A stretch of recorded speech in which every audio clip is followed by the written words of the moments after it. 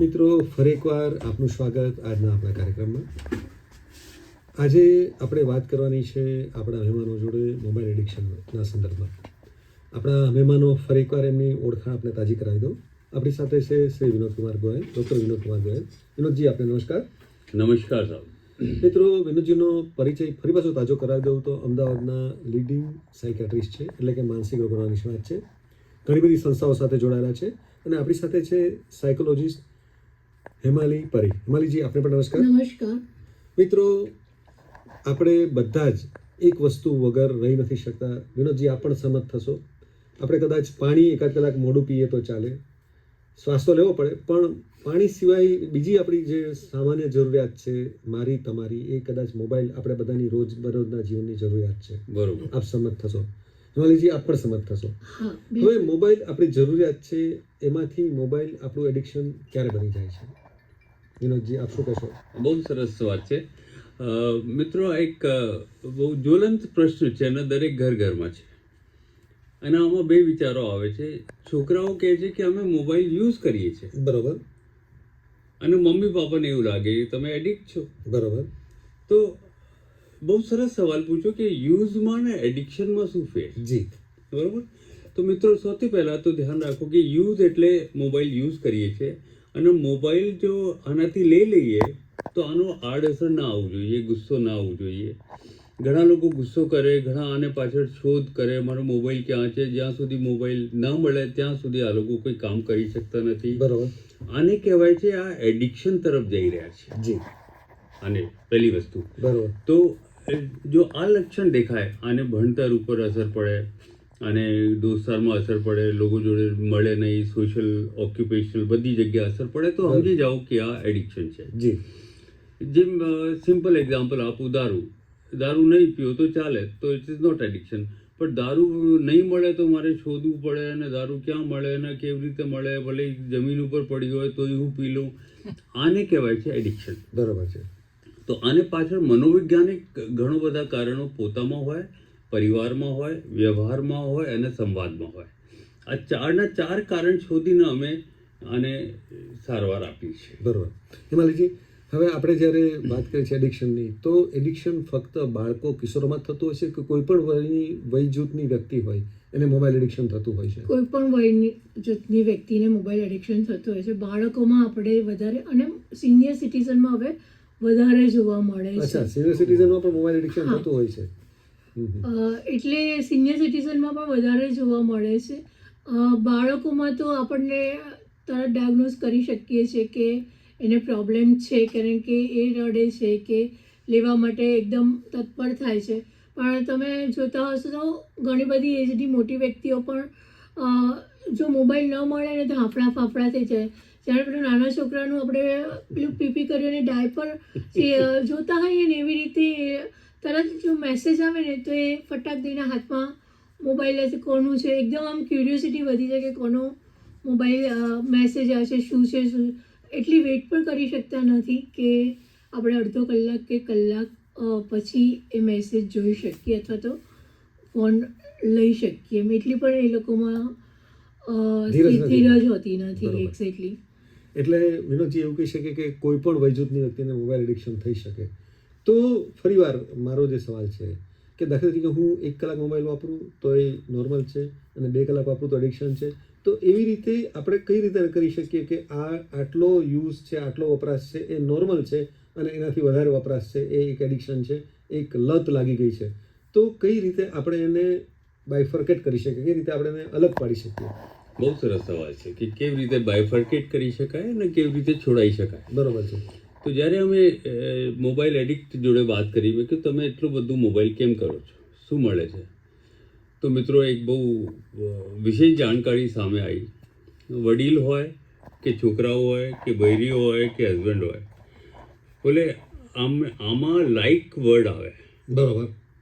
કે અમને કોઈ લાઈક કરે, અમને બહુ ગમે, ને અમને ઘરમાં નથી મળતો લાઈક. મમ્મી પપ્પા અમારી વાતો સાંભળતા નથી, જો વાત બોલો અમારી કાપે. ગાંડા, એવું ન કરવું જોઈએ, તને કેટલી વખત કીધું. અને એક મોબાઈલ છે જો અમને લાઈક કરે છે. બરોબર છે. આ કહેતો નથી, ફક્ત મેસેજ મોકલી દે અંગૂઠાનો. સરસ, મને એટલા લાઈક કરે, એટલા લોકો મારા દોસ્ત છે. અને ઘરે તો તો એક જો અમારી બેસિક હૂફ છે કે અમે બી સારા છીએ. બરોબર. અમે નાનપણમાં પહેલાં હું જન્મ થયો ત્યારથી મારા મમ્મી તું બહુ સારો છે, બહુ સારો છે, મારી ટેવ નાખી દીધી કે હું પેમ્પર્ડ ચાઇલ્ડ છું. અને હવે મને કે તું ગાંડો આના જેવું નથી તો મને કેવી રીતે સહન થાય? તો પછી આપણે તો મોબાઈલ બહુ સરસ. તો આનાથી આ મોબાઈલનું એડિક્શન વધતું જાય છે. અને જે ઘરોમાં મમ્મી પપ્પા આનો વ્યવહાર ચેન્જ કરી લે, આની સંવાદ ચેન્જ કરી લે, બરાબર. આની વાતો ચેન્જ કરી લે, બરાબર. હા બેટા ચાલ બતા તું મોબાઈલમાં શું જોયો મને બતાય. બરોબર. તો આને ઇન્વોલ્વ કરે વાતોમાં, પાર્ટનરશિપ ક્રિએટ કરે, બરોબર. તો જોયું કે આનું મોબાઈલ એડિક્શન ઘટતો જાય છે. બરોબર. ડિપેન્ડન્સી ઘટતી જાય છે કે અવોઇડન્સ કે જેમ દારૂમાં જઈએ છે બરોબર. એવી રીતે આ લોકો, તો આને ઘણો જલ્દી ફેર પડી જાય છે. બરોબર. હિમાલીજી, એક આમણે વિનોદજીએ એક વાત કરી કે જે આપણને આપણા નિયમિત જીવનમાં નથી મળતું, આપણને એવું લાગે છે કે એ વસ્તુ આપણને મોબાઈલથી મળે છે, મોબાઈલમાંથી મળે છે, ત્યારે આપણે એના મોબાઈલ પ્રત્યે વધારે એડિક્શન થઈ જાય છે, મોબાઈલની લત લાગી જાય છે. તો ખરેખર આ વસ્તુ સાચી છે કે જે આપણી પાસે નથી એ આપણે મોબાઈલમાંથી મળે છે ખરું? વર્ચ્યુઅલ દુનિયા ડિફરન્ટ છે, right? બરોબર. અને નાના નાના બાળકોને પણ આપણે જોઈએ છે કે 5, 6, 8 મહિનાના બચ્ચાઓ હોય છે જેમની પાસેથી તમે મોબાઈલ લઈ લો તો રડવા માંડે બરોબર છે. છે. એમને કશી દુનિયાની ખબર જ નથી, પણ એમને પેલું જો પિક્ચર્સ આવતા જતા હોય અને એ લોકોનું રિએક્શન વધી જાય છે. તો આ વખત એટલે પણ આમાં જવાબદાર હું એવું માનું છું કે પેરેન્ટ્સ છે. જી. પેરેન્ટ્સને એવું હોય છે કે મારું કામ પતી જાય ને એ મને ક્યારનું હેરાન કર્યા કરે છે, મારું મોબાઈલ આપી દઉં, એ જોયા કરશે અને મારું કામ નીકળી જશે. 2-3 વર્ષ સુધી વાંધો નથી આવતો છોકરાઓને, પણ જ્યારે એજ્યુકેશનમાં પડે છે 4 વર્ષ પછી, ત્યારે પેરેન્ટ્સને ખબર પડે છે કે હવે એની સાઈડ ઇફેક્ટ શું થઈ રહી છે બેઝિકલી. જી. તો સપોઝ હસબન્ડ ને વાઈફ બંને અગેન ઉદાહરણ આપો કે બંને જો જોબ કરતા હોય, બરોબર. વાઈફને ઘરે આવીને રસોઈ કરવાની છે, બરોબર. તો બાળક આખો દિવસ મમ્મી વગરનું રહેલું છે, એટલે મમ્મીની પાછળ પડવાનું છે, બહુ નેચરલ વસ્તુ છે. ત્યારે વાઈફને એમ થાય કે હું રસોઈ પતાવી દઉં, એટલે મોબાઈલ પોતાનો લઈને એને આપી દે. બરોબર. અને બાળકને ઇન્ટરેસ્ટ જાગે કે ચલો આગળ શું છે શું નહીં. એટલે અને આપણે બહુ બધી વાહવા પણ કરતા આવીએ છીએ બચ્ચું કે મને નથી આવડતું ને એટલું મારા છોકરાને વધારે મોબાઈલમાં આવડે છે, એટલે આપણે એને કોમ્પ્લિમેન્ટ્સ આપીએ છીએ કે એ તરત 2 વર્ષનું છોકરું તરત મોબાઈલ ઓપન કરી શકે છે, એટલે એને પણ થાય છે કે મને એપ્રિશિએશન મળે છે, એટલે વધારે એની ક્યુરિયોસિટી એમાં જાગે છે. અને બાળક 3-4 વર્ષનું થાય પછી આપણને ખ્યાલ આવે છે કે એ દિવસના 7-8 કલાક મોબાઈલમાં જ વિતાવે છે, ગેમ્સ રમે છે, કાર્ટૂન જુએ છે, તેથી કે શું જુએ છે. ઘણા બધા બચ્ચાઓ 7-8 વર્ષે પોર્ન ફિલ્મ જોતા હોય છે. તો પેરેન્ટ્સને જ્યારે હિસ્ટ્રી જોઈએ ત્યારે ખ્યાલ આવે છે અને સડનલી એમની આંખો ઉઘડે છે, ત્યાં સુધી એમને ખ્યાલ પણ નથી આવતો હતો કે આ બધા ઇસ્યુ આવી રહ્યા છે. એટલે ક્યાંક ને ક્યાંક હું એવું માનું છું કે પેરેન્ટ્સ જ જવાબદાર છે. મોબાઈલની જરૂર સોશિયલ મીડિયામાં અને બધામાં પણ બચ્ચાને જરૂર હોતી નથી જ્યાં આપણે એને ઇન્ટ્રોડ્યુસ કરીએ છીએ. વિનોદજી, હિમાલીજીનું તારણ એવું છે કે મોબાઈલ એડિક્શન માટે પેરેન્ટ્સ એટલે કે વાલીઓ જવાબદાર છે, પણ જ્યારે મોટી ઉંમરની વ્યક્તિને જ્યારે મોબાઈલ એડિક્શન થઈ જાય તો એને માટે આપણે કોને જવાબદાર થઈશું? બહુ સરસ સવાલ છે કે ચાહે બાળકો હોય ચાહે મોટી ઉંમરના વ્યક્તિ હોય, મનોવિજ્ઞાન એવું કહે છે કે મોટા ભાગે વાલીઓમાં કે વડીલોમાં આ જોવામાં કે આની વાતચીત કરો ને આને જોડે તો આ એક જ વાત કે અમારા જમાનામાં. બરોબર છે. હવે આજકાલના છોકરો કે અમારા જમાનામાં વાત કરો ને, કમ્પ્યુટર આજના જમાનાની વાત કરો, આ કે અમારા જમાનામાં, તો આને વચ્ચે ગેપ આવી જાય. બરોબર. અને ગેપ સાથે સાથે એક ઈગો આવી જાય કે અમે તો અમારા મમ્મી પપ્પાના સાંભળતા હતા ને આ કેમ નથી સાંભળતા. બરોબર છે. હવે આ જો ઈગો હર્ટ થાય છે ને તો આ સુધરવાની જગ્યા જુદા થતા જાય છે અને જુદામાં એકલાપણાનો અનુભવ કરે. એકલાપણામાં મોબાઈલ અને લાઈક અને પોર્નોગ્રાફી અથવા વિડીયો અથવા ઇન્સ્ટાગ્રામ અથવા રીલ, આ વન વે ટ્રાફિક થઈ જાય છે. બરોબર છે. તો આને બહુ શાંતિ મળે છે કે મને કોઈ નેગેટિવ નથી બોલતો. બરોબર છે. ખરેખર આ રિલેક્સેશન નથી, હા, એક કમ્યુનિકેશન ગેપ છે, બરોબર. એક આભાસ થાય છે કે હા મને કોઈએ લાઈક કર્યો, કોઈએ મને, તો આ એક આર્ટિફિશિયલ ફિલિંગમાંથી આપણે નીકળીએ અને આપણા સ્વભાવને બી ચેન્જ કરીએ કે જેમ અમે ઉંમર પ્રમાણે આપણા સ્વભાવ, આજે કમ્પ્યુટર શીખવું, મોબાઈલ શીખવું, બરોબર. આ કરવું, તો આને મેં જે સાથે આવવાની કોશિશ કરું તો બહુ સરસ સંવાદ થઈ જાય, હસબન્ડ વાઈફમાં બી. બરોબર છે. નહીં તો હસબન્ડ વાઈફ બી આ ઉંમરમાં ભાઈ બહેન થઈ ગયા હોય અને બધા એટલા કંટાળ્યા હોય એકબીજાથી કે આ કે તો છોકરા જોડે વાત કરે કે છોકરાની વહુ જોડે. બે છોકરા હોય તો એવાની વહુ જોડે વાત કરે જો મારી વાત સાંભળે.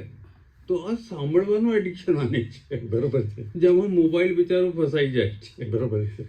તો આ પ્રમાણે જો આ બદલાવ લઈ આવે તો ઘણો ફેર પડી શકે છે. આપણે જ્યારે મોબાઈલ એડિક્શનની વાત કરી છે હેમાલીજી, ત્યારે આપણે એવું માનીએ કે આખા કુટુંબના સભ્યોની સહિયારી જવાબદારી છે કે આપણા કુટુંબમાંથી કોઈ પણ વ્યક્તિને મોબાઈલની લત ન લાગે. તો કુટુંબના કયા નિયમો આપણે બનાવવા જોઈએ અને કયા નિયમોનું આપણે પાલન કરવું જોઈએ કે જેથી કુટુંબમાં બધે વ્યક્તિઓ મોબાઈલની એડિક્શનથી દૂર રહે? હા, તો એના માટે સંવાદ, ઘરના એકબીજા સાથે વાતચીત બહુ જરૂરી છે. બરોબર. બેસિકલી કે એકબીજા સાથે તમે દિવસમાં આવીને એકબીજા, બચ્ચું છે તમારું કે હસબન્ડ વાઈફ છે, એકબીજા સાથે વાતચીત કરો. જમવાના ટેબલ પર તો મોબાઈલ ન જ જોઈએ. એટલે ઘરે આવો તો એક નિયમ બનાવો કે તમે તમારા ટેબલ પર કે ક્યાંય પણ કોઈ બોક્સમાં કે ઘરના બધાનો મોબાઈલ ત્યાં જ રહેવો જોઈએ. ઇવન સૂતા પહેલાં પણ કલાક 2 કલાક પહેલાં મોબાઈલ બંધ જ રાખો. બરોબર છે. અને તમે એવું કરશો તો બચ્ચાને, તમારા બાળકને પણ એ જ આદત પડશે. તમે વાંચતા હશો તો બાળક પણ વાંચશે. તો હવે તમે જે હેબિટ કેળવશો, કારણ કે બાળક રોલ મોડેલિંગ કરશે જ, તો એ ઓટોમેટિકલી એને પણ ખ્યાલ આવશે કે આ વસ્તુ સારી નથી. આપણે મોબાઈલમાં રહીશું તો બાળક નેચરલ છે કે મોબાઈલમાં જ રહેવાનું છે. બરોબર છે. તો ઘરના બધા માટે, અને જે નિયમ બનાવે બધા માટે સરખો હોવો જોઈએ. બરોબર છે. બાળક માટે જુદો ને મારા માટે જુદો એવું ન હોવું જોઈએ. બરોબર છે. બધા જ માટે સેમ નિયમ ફોલો મારે પણ કરવો જ પડે જે બાળક કરે છે. બરોબર. તો ઓટોમેટિકલી એક રૂલ અને રેગ્યુલેશન હશે તો ઘરમાં ઓટોમેટિકલી મોબાઈલની જરૂરિયાત ઓછી પડશે. હા, રાત્રે બધા જણ ભેગા થઈને કોઈ ગેમ રમે. બરોબર. સપોઝ મોબાઈલના ગેમની બદલે કેરમ છે, લૂડો છે કે બીજી બોર્ડ ગેમ છે, તો પણ એક અંદર ફાયદો, અંદર તમને કોમ્યુનિકેશન કરવા મળે છે અને એક ફાયદો ઓબ્વિયસલી થાય જ. બરોબર છે. આખરી આપણા કુટુંબ લાઈફની, આપણા ફેમિલી લાઈફની ગુણવત્તા સુધરે છે. વધે છે. બરોબર યસ. છે. વિનોદજી, એક માનસિક રોગોના નિષ્ણાત તરીકે આપ શું સલાહ આપશો? કારણ કે આપણે વાત કરી કે કુટુંબમાં અમુક નિયમો હોય તો નિયમોનું પાલન કરીએ તો આપણે આપણા કુટુંબ, આપણી ફેમિલી લાઈફની ગુણવત્તા સુધરે. નિયમો જરૂરી છે કે એનું પાલન જરૂરી છે અને પાલન કરવું અઘરું છે? શું કહેશો આપ? બહુ સરસ વાત કરી હેમલીબેન કે નિયમો તો હોવા જોઈએ. બરોબર છે. ચૂંકી હું માનસિક મનોવિજ્ઞાનનો નિષ્ણાત છું, તો નિયમો પાછળ મનોવિજ્ઞાન એવું કહે છે કે દરેકની ઈચ્છા હોય છે કંઈ સંભળાવવાની. બરોબર છે. બધાને કંઈક કેવું છે. હા, કંઈ કેવું છે અને કયા પછી આ એક્સપેક્ટેશન હોય કે મને એપ્રિશિએટ કરો. બરોબર. એકદમ કાપો નહીં. ગાંડા શું વાત કરે છે તું, ખબર નથી પડતી તને? આના કરતાં મને એક્સેપ્ટ કરો કે આ મારો વિચાર છે, પછી મને કહું ચાલ બીજો વિચાર બતાવે. તો જ્યારે મારે આપસમાં આપલે થઈ જશે તો મારે મોબાઈલની જરૂરત નહીં પડે. બરોબર છે. તો જેટલા વાલીઓ બૈરીને કે હસબન્ડને અથવા બાળકોને એમ એન્કરેજ કરે છે, હા પહેલાં તું બોલ, તો જ્યારે આ બોલતો થાય તો ખબર પડે કે આને મોબાઈલની જરૂરત નથી પડતી.